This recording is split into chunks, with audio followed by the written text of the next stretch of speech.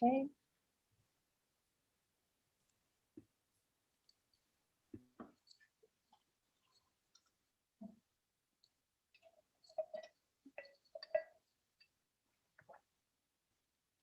Okay, everyone, we are live. Welcome to another ARCS chat. My name is Robin Bauer-Kilgo. I'm going to do a couple of quick announcements and then hand it over to our hosts. Just as a reminder, we are looking for conference submissions up through March 5th for the next ARCS conference, which is going to be happening in November. The conference is a hybrid conference, so even if you don't think you'll be traveling in November, please go ahead and take a look at our website at arcsinfo.org. And you can find out about some of the sessions that we're going to be doing. Again, there's going to be a hybrid component. There's going to be people doing virtual, all sorts of fun virtual stuff and online. So even if you think travel is not a possibility for you in November, I urge you to go take a look and see about submitting a proposal. We are also having an all members meeting on March 16th. Along with that all members meeting, we are asking for our membership to submit questions and actually submit little videos if you'd like to say hi and where you're at. If you're interested in do that, again, go to our website, click on the event link for the all members meeting, and you'll see forms where you guys can submit forms. And I encourage you to do videos. It can be a simple iPhone video. We love seeing that. We'd love to see where our members are at. And we also have a webinar coming up on March 25th. It's on digital condition reporting. We just opened up the registration. It is $25 for members, $35 for non-members. So if you're interested in finding out about some of the platforms out there for digital webinars or additional condition reporting, go take a look at that, sign up for that webinar. It's happening March 25th and it'll be about an hour and a half long. We're pretty excited about it. Couple of quick technical notes. There is a slight delay before when we're doing this Zoom recording and when we're pushing it out on YouTube. So just be aware of that. If you happen to be using the chat, there's a little bit of a delay. With the chat, you are more than welcome to talk along in it. You do need to be signed into either your YouTube or Google account. So if you do so, you can go in and you can talk to our fabulous panelists. We also have some people in the chat who are happy to talk to you. So if you want to, go for it. I am now going to go ahead and turn off my camera for a little bit, but I'm going to be here the entire time. And I'm going to go ahead and throw control over to one of our ARCS chat hosts, Amanda Robinson. We'll see you in a bit. Thanks, Robin. Good afternoon, everyone, and welcome back to another ARCS chat. As Robin said, I am Amanda, and I'm coming to you from sunny Florida at the Museum of Fine Arts in St. Petersburg. Today, I will be driving our chat bus, if you will, with our guest co-host, Samantha Forsko, who, as you may know, is the Vice President of the ARCS Board. Now, before we introduce our wonderful panel today, I want to highlight the themes we will be discussing, those of diversity, equity, accessibility, and inclusion. Now, these are not new topics to our field, nor to our shared zeitgeist. However, the collective events of the past year and more in the United States and beyond have brought into the spotlight the need for genuine and meaningful change within our society. We are going to rein ourselves in a little and focus back in for our discussion today on the work of the ARCS Idea Group, discussing the creation of the task force, their work to date, as well as their potential future. So with that, I'm going to introduce our panelists. We are joined today by 4 of the 8 members of the IDEA Task Force. They are co-chair, Dr. Renee S. Anderson, who is the collections manager at the Smithsonian Institution of the National Museum of African American History and Culture. We have Shiori Oki, who is the technical associate with Wendy Jessup and Associates Incorporated. We have Janet Chen, who is the senior assistant registrar at the Harvard Art Museums within the Division of Collections Management. And we have back with us again, Tiffany Charles, who is the head of exhibitions registration at the Field Museum in Chicago. Thank you to all of our panelists for being here today. And with that, Samantha, I'm going to hand the mic over to you. Thank you, Amanda, and welcome everybody today to the ARCS chat. I'm really happy to be joining Amanda and our IDEA Task Force members here to let everybody in the membership and outside of the membership know a little bit more about kind of what's been happening behind the scenes at ARCS in regards to inclusivity and diversity. As Amanda mentioned, my name is Samantha Forsko. Some of you might recognize me because I am the Vice President of ARCS. In my day job, I'm the Director of Collections at the Art Institute of Chicago. But why I'm here today is because I am lucky enough to be the board liaison to the IDEA Task Force. And before we even kind of get into this conversation, I want to start off by just saying that I think it's important we acknowledge all of the different perspectives that we all bring to this table. And while everybody brings a valuable perspective, it will be colored by our own backgrounds and realities. And I realize and acknowledge right off the bat here that the conversation I'm going to have today will be limited by my perspective as a white, cisgendered female at a large, well-funded art museum. So part of what is so important to me about this conversation, about this task force, about the chat today and what we're doing is really having these different perspectives and identities brought to the forefront of the conversations. So I'm really excited to be here today. But to give a little bit of history on this task force is kind of how I wanted to start off the chat here, is to let us know why this task force developed and what the history was there. So to understand that, we kind of have to go back to spring of 2019. The ARCS board was working on our strategic plan at that time. That was the one that was released at the 2019 Philadelphia conference. So some of you might be familiar with it. We were working with an advisor on this strategic plan, and we began the conversation about how to best promote inclusivity. This was one of the values and ideals that we had decided on in an earlier stage of strategic planning as one of our core values. So we were having a conversation about how we wanted to live our core values, this one in particular, promoting inclusivity and diversity. Obviously, we can't have that conversation without talking about DEAI concepts. So at that time, the board came to the conclusion that we wanted this core concept, promoting inclusivity, one of our identified core values, right, into every part of the organization. We thought originally then at that time, kind of baking it into everything we do was a way to truly be living the core values. So rather than having kind of a standing committee or a DEAI task force at that point, that would just sort of be like, look, we put a committee together, that solves it. We didn't want to go that route. We wanted to more specifically try to bake this into everything we do. So the decision was made specifically to instead encourage and try to help our committees and task force to look to promote inclusivity, diversity, equity, accessibility, and kind of keep that in mind in all of our programmings and actions. And that was one of our hopes when we launched that strategic plan in 2019 at Philadelphia, at the Philadelphia conference. Well, that was 2019, right? And then 2020 happened, and like every part of our lives in 2020, the board's thoughts on how we are incorporating DEAI concepts into ARCS also changed, and dramatically, like a lot of things. Following the deaths of George Floyd, Breonna Taylor, not to mention the countless others that came before them, it became obvious to us that while that was a good idea to try to bake in this idea into everything we do, it was more sort of passive, and that was not enough at that time. We needed to call out a group specifically to focus on these issues. It was time to make DEAI a focus rather than kind of a side thing. So we really started to get behind this, and while beginning to think about this, we decided we really needed to turn the mirrors on ourselves first before we could really do anything else. So before ARCS can be of any help to our membership, which after all, that's the point of the organization, we wanted to make sure that our organization first was, before we were trying to help other people, that we were actually promoting inclusivity. Truly, we were truly looking at diversity. We're truly doing that from the inside out. Before we can make an impact on the field at large, we need to start at home. And it's time that we take a hard look at ourselves so we can honestly say, are we doing this, before we kind of move on to the next steps.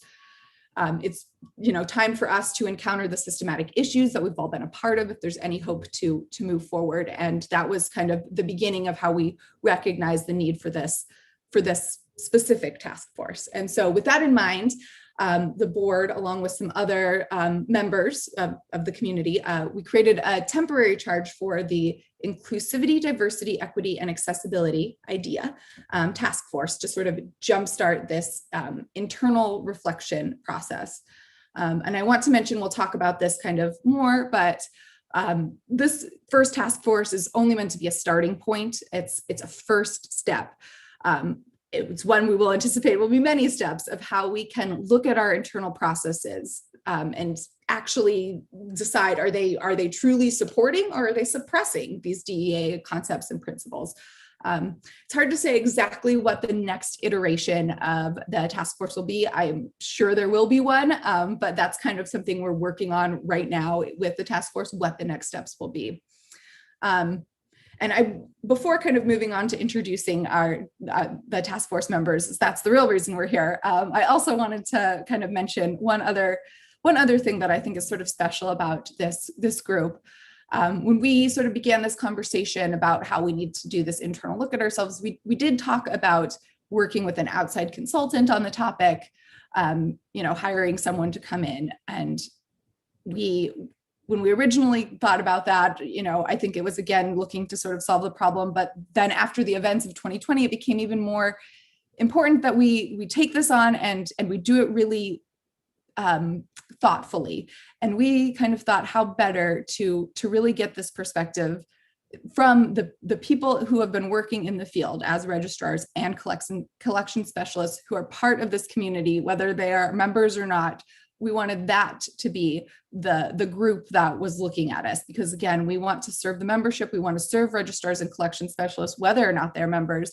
And that was the point of the task force. So the idea task force is made up of all registrars and collection specialists, both ARCS members and non-members, some with a great deal of experience within the fields of both collections care and DEAI, and some with new emerging professionals with some fresh perspectives. So with that kind of long-winded introduction, I again want to pass it over to the task force itself, and I'm going to start off with just sending it over to you, Renee, one of our wonderful co-chairs. I believe you're muted, Renee. And there you have it, technology at its finest, user error. I'm sorry, I apologize for that. I'm Renee S. Anderson, and I am a co-chair along with Adrienne Tafoya. And the task force is going to introduce ourselves and include our other members who are not able to be on the task force to chat with us today. There is a limit to technology, even though it's wonderful. So the reason why I wanted to be on the task force is that I have a desire to expand access for underrepresented groups into the museum field. I focus on special projects in my job at the museum. I do media interactions, council collection support, VIP visitor experiences, and special collections projects. I also have the joy of doing critical community interaction through our Treasures program. I've served as the conservation internship representative for our museum for an incredible program that is pan-institutional at the Smithsonian. It's for conservation internship broadening access, which is funded by the Mellon Foundation. And so I have a heart for the museum fields, the museum world, and how we can work together and work better, but looking to see much more representation within the museum field.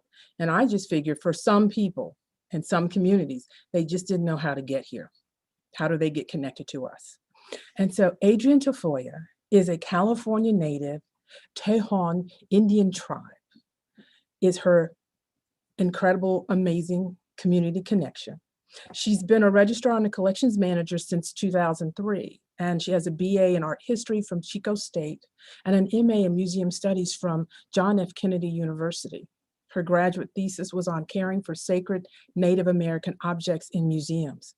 She has held registrar positions in art and history museums, university museums, and private collections. She's currently the senior collections manager at the McClung Museum of Natural History and Culture at the University of Tennessee in Knoxville.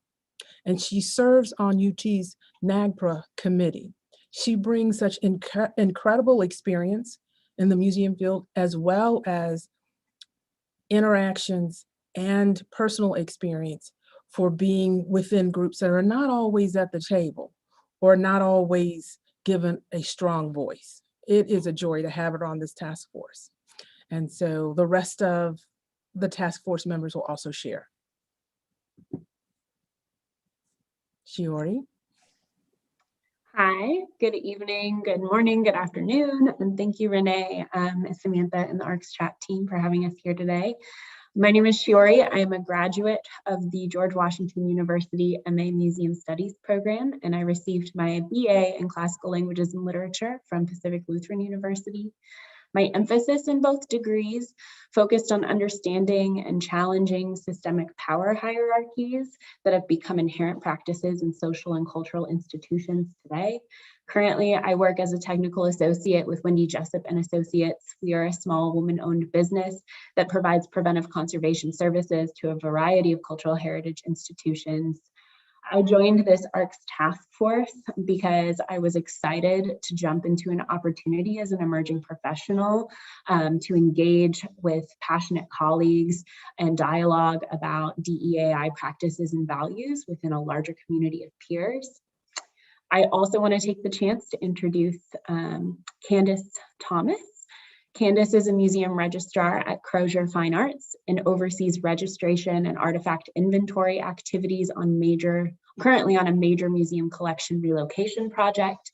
She has earned her BA in history with a minor in classical studies from Georgetown University and an MA in museum studies from New York University.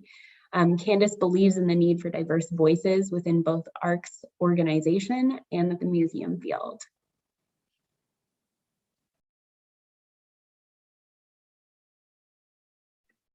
I'll go. I'm Tiffany Charles. I've been in the museum field in collections and registration. My entire career has been in collections and registration for over 15 years now. I'm from Chicago, so I got my bachelor's degree in history from DePaul in Chicago, DePaul University. Then I started working in the museum field, starting out as a collections tech at the Chicago History Museum. Spent a number of years in other institutions around Chicago. I went to, in 2009, I went to the UK to get my master's degree in maritime archaeology. And I spent a few years working in the museum field in New Orleans before moving back up to Chicago, where I'm now at the Field Museum. Also during my time in New Orleans, I was the vice president of the board of the LGBTQ Archives Project of Louisiana. It's a mouthful.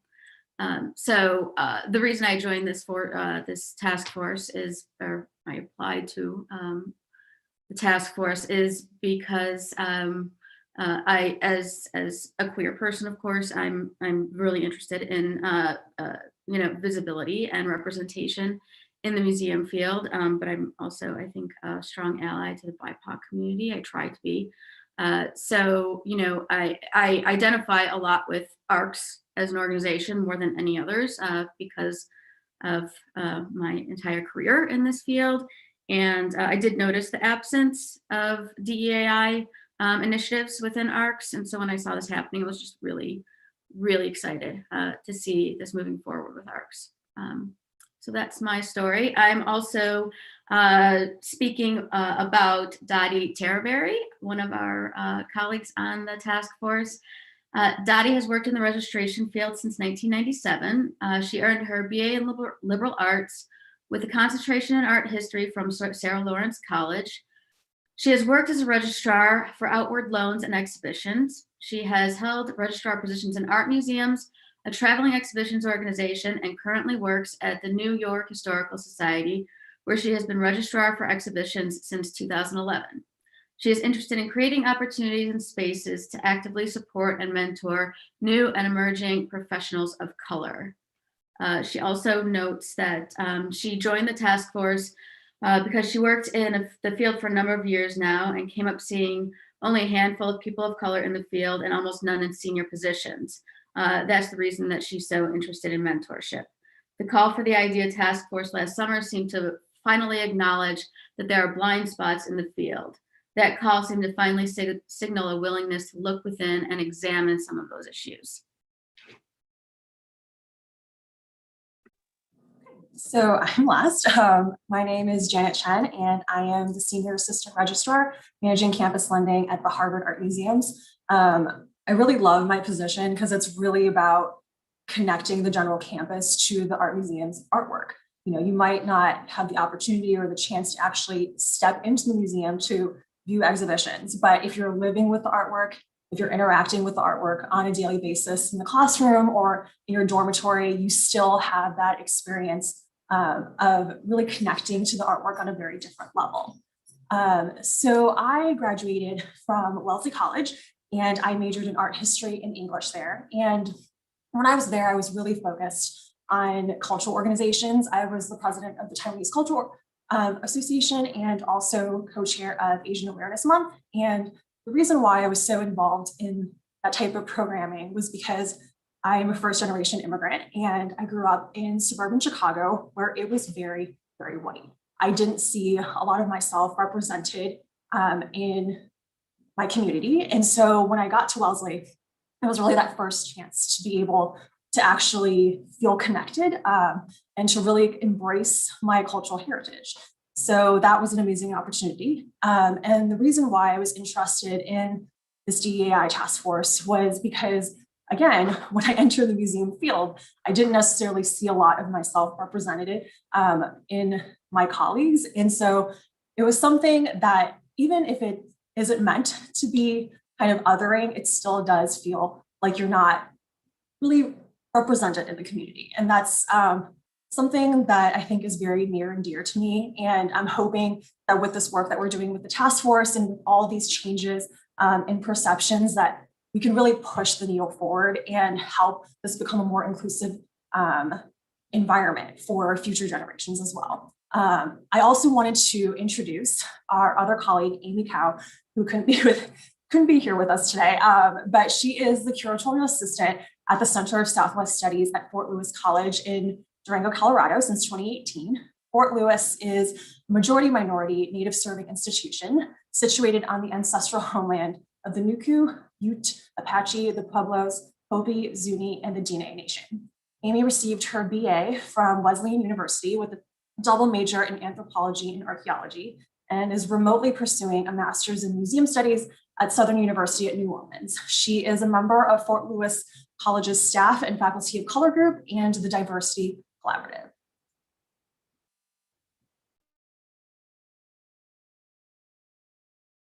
Wonderful. Well, thank you all so much for sharing your backgrounds and your experiences. It's been a pleasure to hear about them and hear about the task force.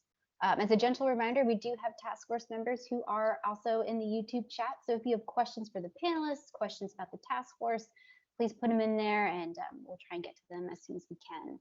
So I wanted to go through a few questions, learn a little bit more about the task force and what we're doing.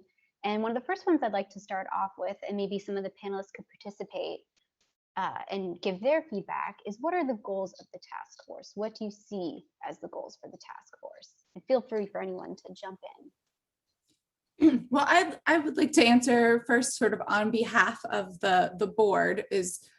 That's who put together the task force, right? That's where it came from. So we had some pretty specific goals from the task force that we kind of gave to the task force in looking, again, we wanted to turn the mirror on ourselves, on ARCS, and see how ARCS is doing in terms of a lot of these principles. We all sort of suspected and that it probably wasn't as well as we could be doing better.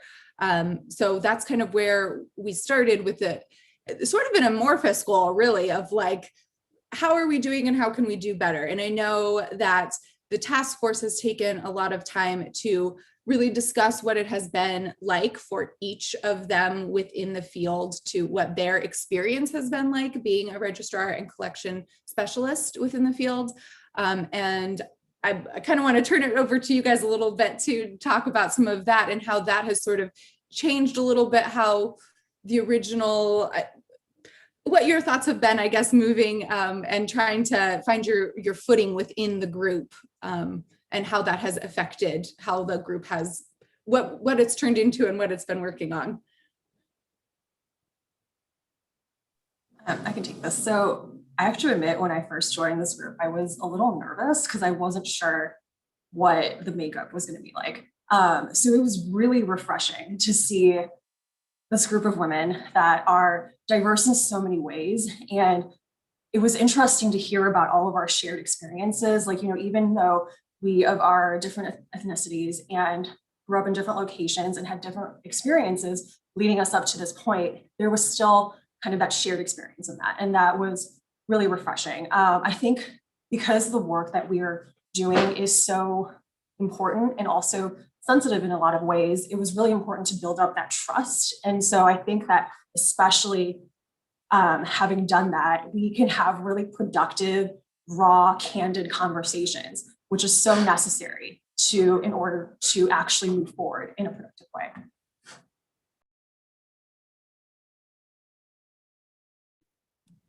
And I would also like to say, though Adrian and I are I guess you could say the co-chairs for the task force, everyone has an equal voice. Everyone has the same power to raise their hand and say, we need to look in this direction. We need to consider this.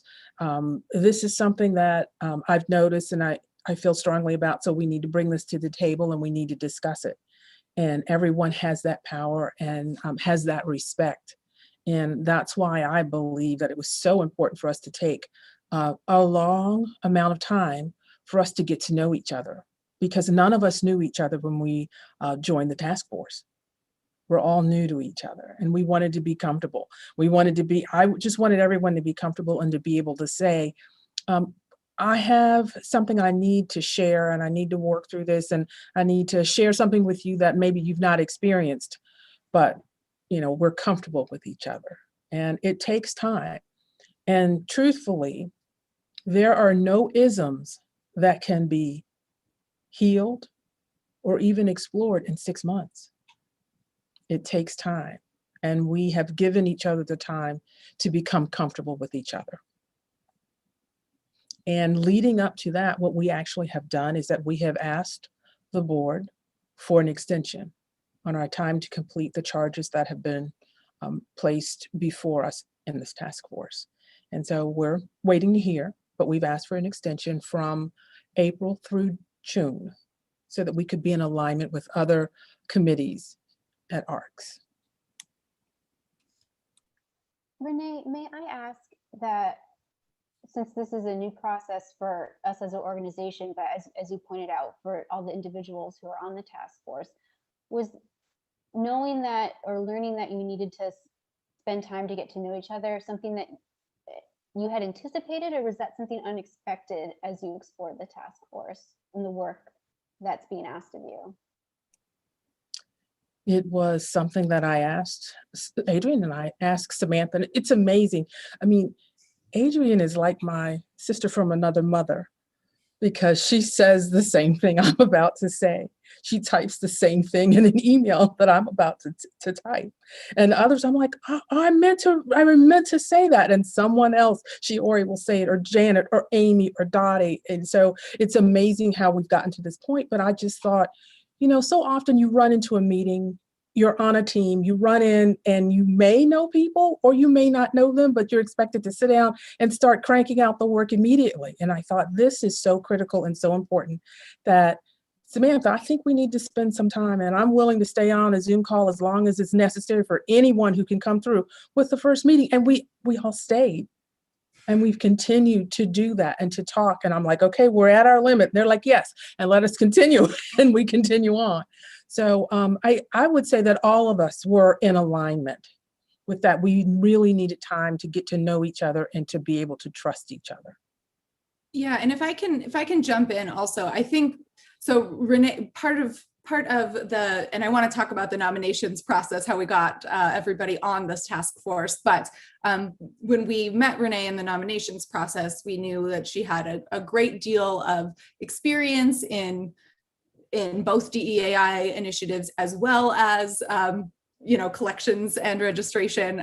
Adrian as well, who isn't here. And I tried to enter this task force with as few ideas about how it was going to go as possible. I I don't know if any of us knew exactly what it was going to look like or what it was going to be like. And that's sort of why we had kept it sort of a little bit fuzzier in the definition. So the way we began, we really let, I really let Renee, as I would have with some other task forces and things I've worked on through ARCs, I've come in with an idea of how I've wanted to go, but this one I really tried to come in just totally, however, this is not my area of expertise. This is, not something I have a ton of experience in. And so I wanted to take the experience to learn and just to let the group guide the experience. And I think that Renee is totally, I've been so impressed by, and I've sort of just been watching from the outside. I haven't been as involved in their in-depth conversation, but I've been so impressed with how they've all been able to come together. And I think that that is really, that's a result in and of itself from this task force, and how we should be thinking about moving forward. And frankly, all of our committees, right? All of them, we should be approaching them with a little bit more of this flexibility and understanding, and that will help us to become a more inclusive organization, which again, that was the goal. But I think that it's a little bit tough to answer because we came in without prescribed rules, how we've done with a lot of other task force. So it was a very different experience, but I think we've learned a lot about it. And it did mean that we had to extend that we're asking for the charge to be extended, because that wasn't, I don't think we had anticipated that to begin with, but that was we knew that this would be a first step, and are excited to continue growing in this way. Amanda, I'd also really like to respond to your question, because I had every expectation coming into the first few meetings, that we would spend time getting to know each other, largely because I don't think that you can have really intentional conversations about your experiences around diversity, inclusion, equity, and accessibility without having, without truth telling and without authenticity. And that's something that, speaking to Janet's point earlier, like, you have to build the trust in order to make that possible and in order to make it genuine. So I've been absolutely awestruck and amazed by the authenticity that's brought to the table by all of the task force members. And I think it's been extremely meaningful for us in our sort of processes of thinking, well, what comes next for us is in this extension process, and also in conversations with Samantha. So I think that intentionality in really getting to know each other has been such an integral part of really focusing on those values and those principles.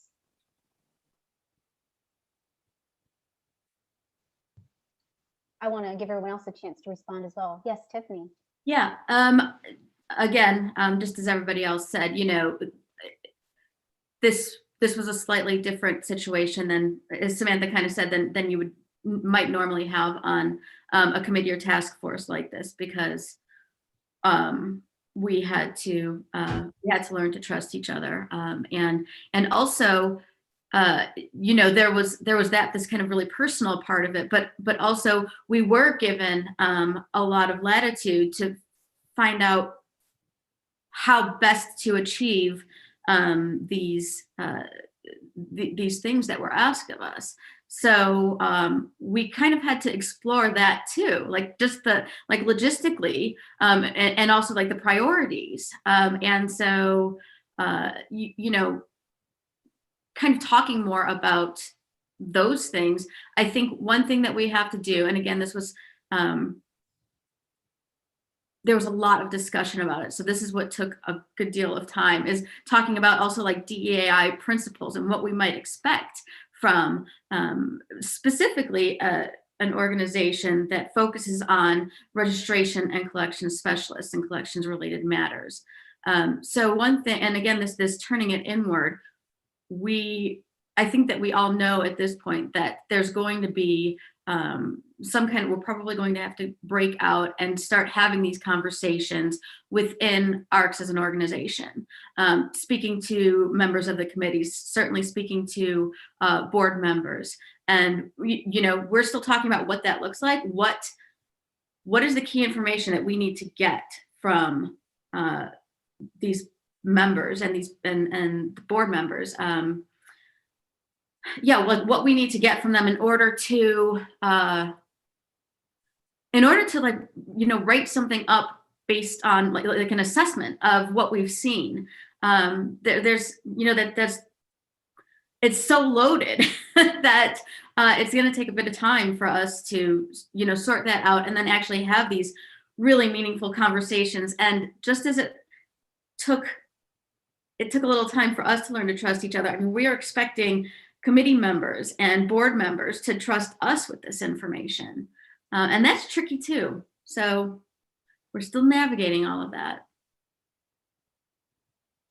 Well, and I would even imagine that this foundational work you're doing will only help as we garner feedback from our membership and from people in the field. Like if we have this understanding amongst the task force itself, it's only better preparing you to listen and hear what's going to be shared with you as you move forward in the goals and the work you want to do.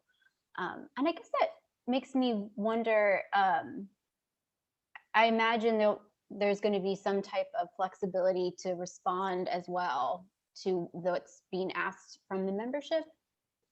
I'm curious to know if you've thought about that, or if you're even at a point to start thinking about how you'll respond to membership and the information they provide you with.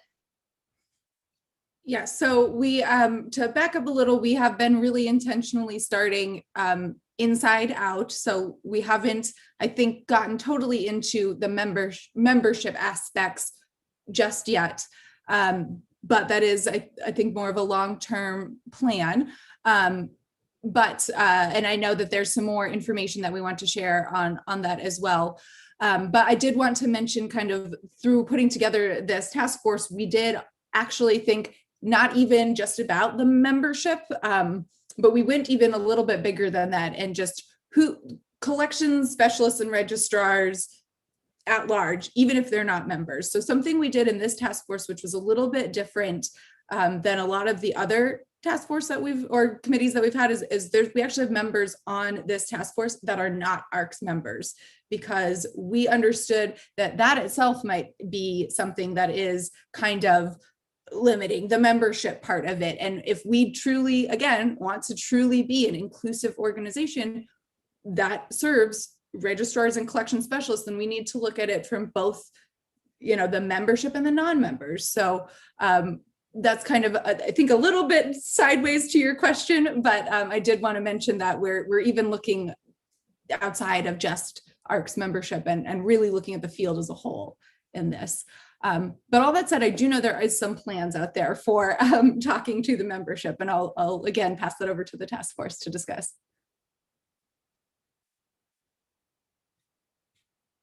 So we put together this kind of comprehensive survey, because one thing that we realized when we started looking inward is that a lot of this information is missing. It's not there. The questions that we wanted to ask, we didn't have the answers to. And so that is the reason why we put together the survey that should be coming out to membership and everybody involved soon. And we really tried to be thoughtful about how we asked the questions, the way we asked, and what the content was too. So that has been really, I think, fruitful to work towards. And so hopefully we get that people actually respond and we actually get responses to it, and we can actually work with that as we continue forward.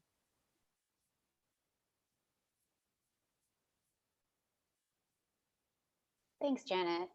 I suppose I'm a little curious to know what is the hope of the feedback you're going to receive from the survey? And I don't know if you feel ready to talk about that, but I figured we could talk a little bit about what you are able to discuss regarding the survey. Well, I would like to say that we encourage those that we do contact and reach out to provide early and honest communication to the questions that we ask. We're not looking to point fingers at anyone. We're just looking to get a really good understanding, because that's what the board has asked for. What is the internal structure of ARCS like? How does it work? And so we want to be able to share that with them. And we can share best when those that we communicate with are honest with us and are willing to trust us. The survey information, all of it will be anonymous so that you may be as open as you're comfortable with. There's the possibility of even oral discussions, if you so decide, along with a standard survey that would be distributed. And I say a standard survey, but I say a standard survey type instrument that would be distributed, because at the heart of the matter, we want to be able to provide a comprehensive report to the board, committee chairs, committee members, and the entire membership, with an honest and a detailed report on the structure of ARCS, so that it is much, much easier. Not saying it won't be a lot of hard work, but it is much, much easier to move forward. So we're collecting information and trying to get as much information so that we can share, so that you can make strong, valid, and valuable decisions on how to move forward.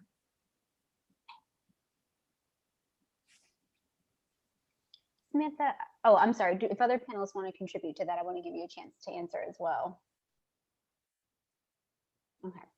Samantha, I was curious if you could speak to maybe some of the long-term aspirations for the task force. Like, this isn't just a temporary audit that we're doing right now. This is something we're hoping to basically build into the structure of ARCS and maybe even beyond, since we've talked a little bit about serving not only membership, but just in general individuals who are collections professionals.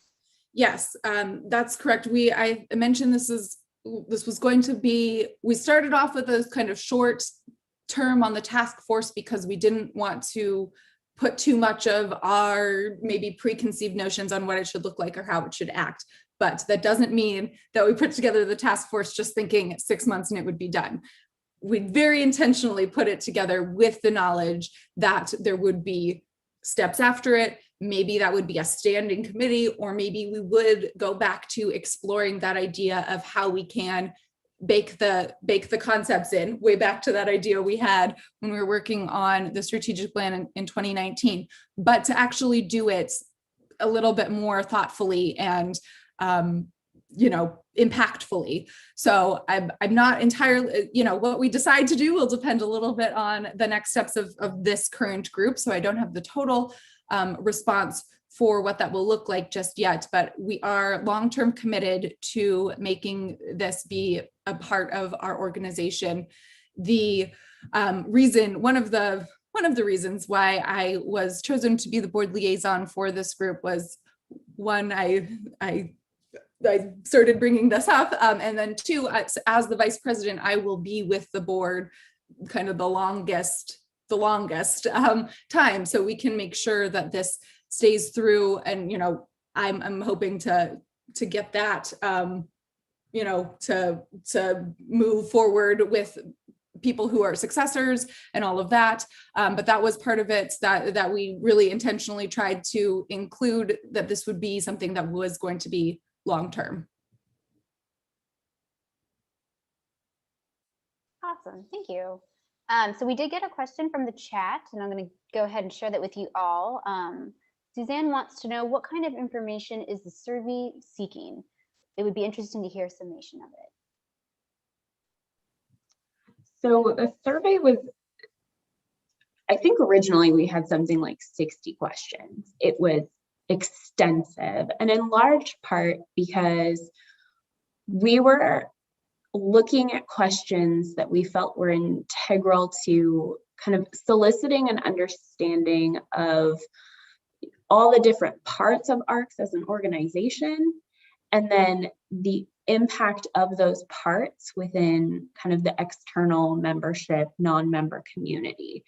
And so as we've started to sort of refine our understanding of the charge that the board had given us, and I also want to express that we as a task force kind of wrestled with, is a survey the right thing to do? Should we be approaching this another way? If we do a survey, how are we going to navigate these questions about, is it an internal process or an external one? And so ultimately what what has been produced is, I think we're down to like 40 questions maybe,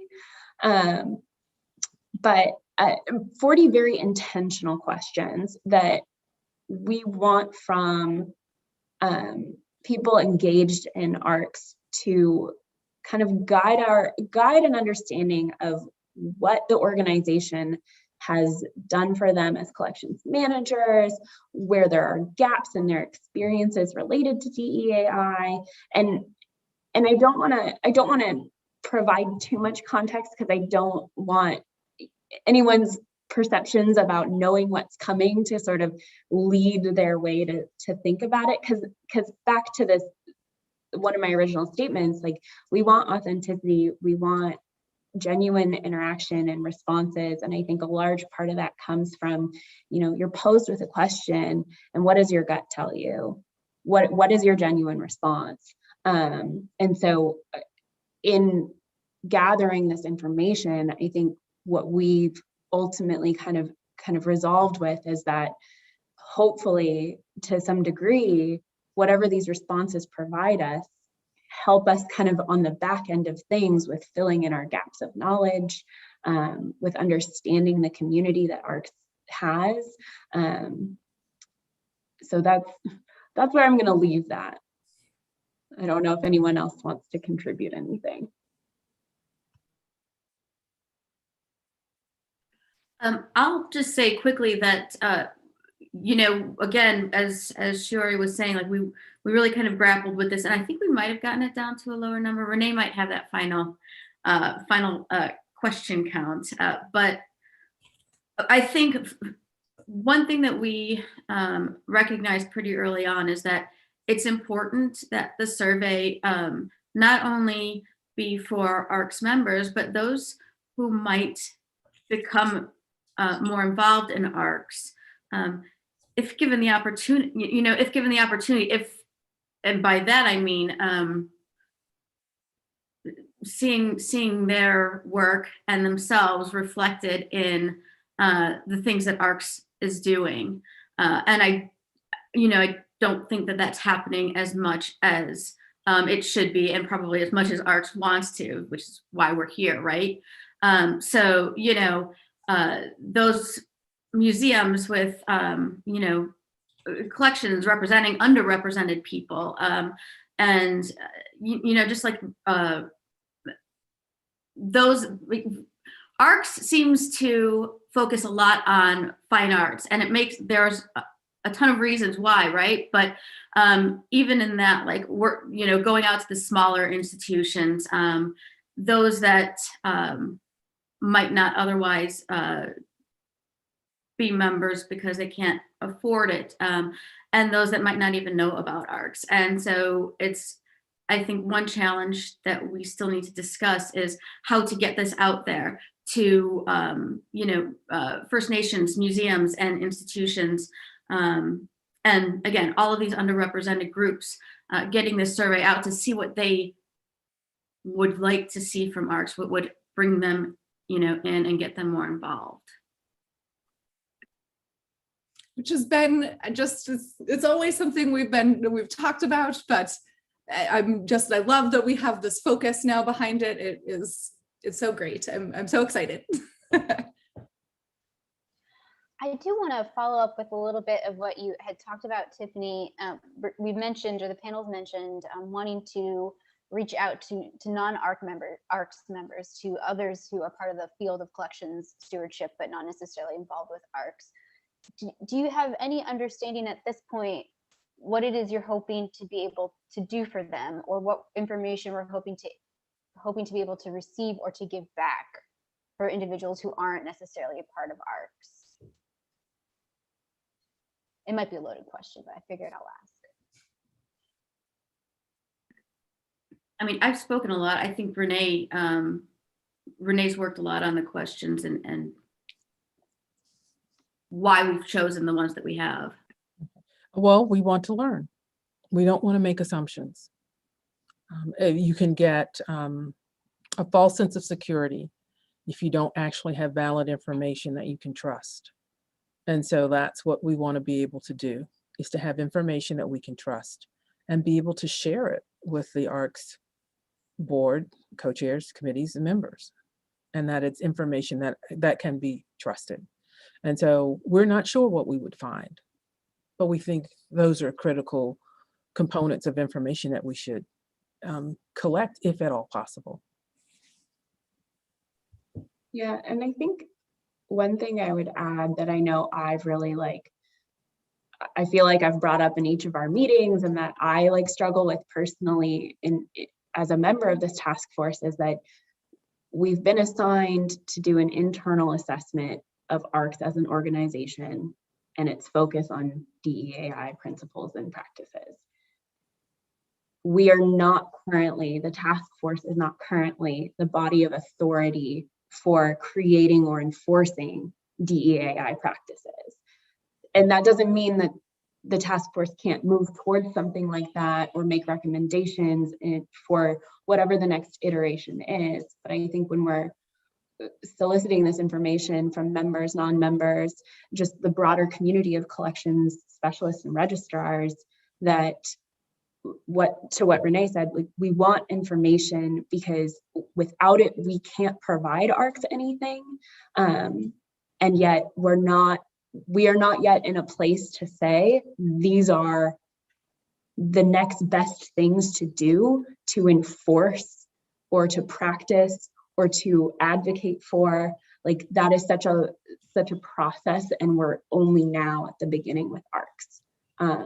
So I think just wanting to constantly remind myself, and I think the ARCS community too, that this is a new process for ARCS to lead into, and we're doing our best to really be true to that process.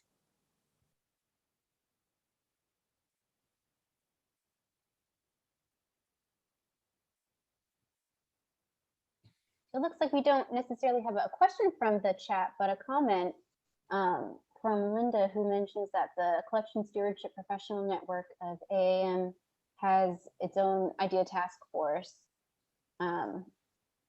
So clearly these are things that are being discussed museum-wide, but if that's anything we want to add to, please, panelists, feel free to. Yes, we are aware. As a matter of fact, we actually had a meeting with the leader of that component of AAM. We've also taken the time to research and to look into what other museum industry communities are also doing in the area. Not saying we can't lead the way, but it's good to know what else is going on out there in the world. It's never really wise to barricade yourself and hide in a bunker and not be aware of what's going on around you. But yeah, good points. I think Linda mentions also in the chat is that the collection stewardship of AAM, our equivalent of IDEA, is serving a different function right now. They're doing more, I think, of the outreach model and looking at resources to help organizations, whereas we've sort of flipped that a little bit and decided to look inward first. But we've definitely been keeping in touch with the other organizations out there who are doing similar work and trying to be the best researchers we can by staying up to date on what else is happening. Thanks, Samantha. We do also have another comment from Sydney. Hey, Sydney. Thank you for your time and effort in this area. She asks, will you consider surveying the ARCS committees to see how they function and where the IDEA work could be amplified? I think we touched a little bit on that, but I don't know if any of the panelists want to speak to that a little further. Well, we are cognizant of, we don't really want to share what is in the survey instrument because we don't want to impact the responses that we receive. Right, but we hear you when we've had discussions and comments. Yeah, and we are also turning that inward. There is going to be that discussion with, again, members of the committees, chairs of the committees, and as well as board members. we just, you know, again, we had this discussion first of our first thought was we need to know what people need from ARCS. And so we started on creating this survey that, you know, again, I think we've gotten it to a point, I think we all agree that we've gotten it to a point where we just need to figure out how that's going to be rolled out. But now we are concentrating more on how we're going to do that review of ARCS internally and what that will look like. That's still something that we're working out, which is why we need the extension. Well, we are getting close to our time. I can't believe an hour has already flown by, but I did want to give the panelists an opportunity to mention anything else that they'd like to while we're still here and still have the chat up. I just want to thank all of the panelists who are here and also in the chat, and everybody on the task force actually this has been, as the board liaison, this has been such a growing experience for me, and I've learned so much from all of you, and I truly appreciate it. So thank you. Thanks, Samantha. All right. Well, then we will go ahead and wrap it up. A big thank you to everybody who from the task force has been in the chat with us today, has been on the panel today. Appreciate you all sharing your stories and all of the work you are taking very seriously and doing very thoroughly. It's only going to make us as a society and as a membership better. And I'm very excited to see the work that we come through at the end of this. So if you haven't already subscribed to our YouTube channel, please do hit the notification button so you are notified every time we post a new video, webinar, training, etc. We also have a podcast that's taken from this chat, posted most Fridays, usually the Fridays afterward, depends on how fast John edits his stuff, but expect to find it wherever you can find podcasts. If you like it, give it a review on iTunes, and give us feedback. Tell us what you want to hear, what topics you want us to cover, how can we best serve you. And we have another ARCS chat coming. It'll be April 6th, I believe, which is the first Tuesday of every month.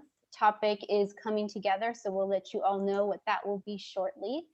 And I will go ahead and link the description and the bios that the task force has put together about themselves and the work that they've done to the YouTube video, as well as to the podcast. And you can actually find it online on the ARCS website under the ARCS chat page.